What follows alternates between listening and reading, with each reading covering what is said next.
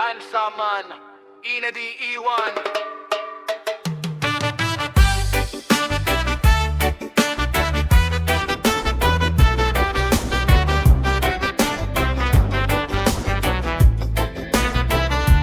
Pagdating ng boss, ako'y nakangiti.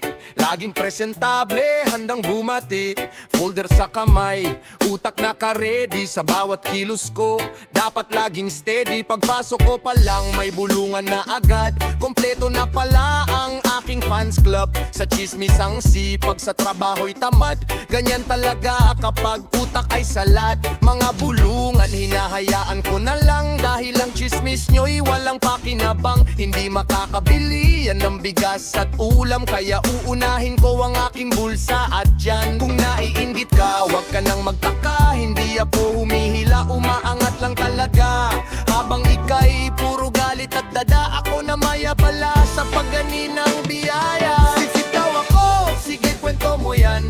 Bahala ka dyan, wala akong pakialam. Unahin ko lang ang aking kinabukasan, kesa sa pride mong walang patutunguhan. Sip-sip daw ako, pabida at mayabang. Tawag dun sipag, sadyang tamad ka lang. Habang naiinggit ka sa'kin likuran, ako'y patuloy umaangat. Ika'y naiiwan.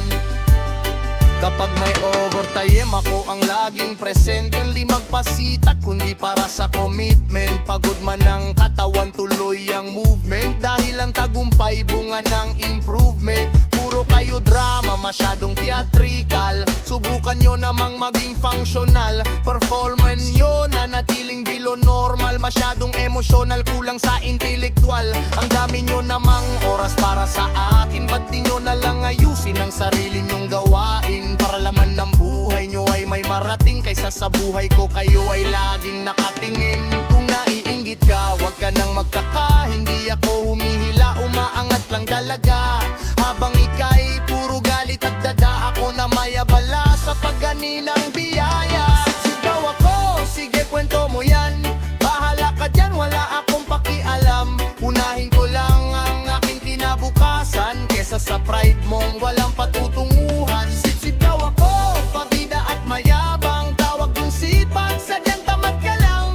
Habang naiinggit ka sa'kin likuran, ako'y patuloy umaangat. Ika'y naiiwan. Bakit ba masama maging mabait kay bossing? Respeto lang yan, hindi pang paposing. Di porket mabait, sip-sip na ang dating. Baka ikaw lang talaga ang overthinking. Nagtrabaho lang ako para buhay ko'y bumuti. Hindi sumisip-sip, nag-iisip lang ng matindi. Habang kayo'y busy sa paghahanap ng mali, ako na may tutok sa pag-angat ng sarili. Iba ang galawan ng taong may gustong marating, kesa sa puro dada at may patalimang tingin.